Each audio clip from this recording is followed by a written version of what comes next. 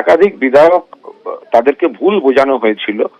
একাধিক বিধায়ক বলছেন যে আমরা একটা বিভিন্ন কারণ ছিল, বহু ক্ষেত্রে তারা বলেছেন পুলিশ প্রবল চাপ সৃষ্টি করেছে, স্থানীয় পুলিশ দিয়ে বলা হয়েছে না হলে তাদের কর্মীদের ধরপাকড় শুরু হবে, অনেকের ক্ষেত্রে মামলা মকদ্দমা রয়েছে, বিভিন্ন এজেন্সি পাঠিয়ে দেওয়া হবে। তারা সেই চাপটা থেকে বেরোতে গিয়ে সই করেছেন, কিন্তু একটা এলওপিতে সই করেও কিন্তু তারা মনে প্রাণে শোভনদেব চট্টোপাধ্যায়কেই চান, তারা বালিশ ঋতব্রতকে চাইছেন না। কিন্তু তারা ওই অবস্থায় সইটা করেছেন, কিন্তু তারপর যখন তাদের বলা হচ্ছে যে এটা আরো কিছু পদক্ষেপ, আমরা আলাদা তৃণমূল, সঙ্গে সঙ্গে তারা অনেকেই বলছেন যে আমরা নিজেরাই তুমুল অস্বস্তিতে আছি, এলাকার কর্মীদের কাছে অস্বস্তিতে আছি, এত বড় বেইমানি মমতা ব্যানার্জির সঙ্গে করতে পারবো না।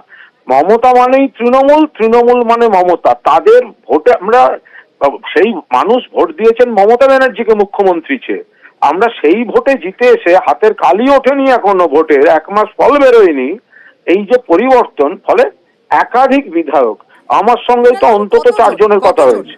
আপনার সঙ্গে যোগাযোগ করেছে কতজন?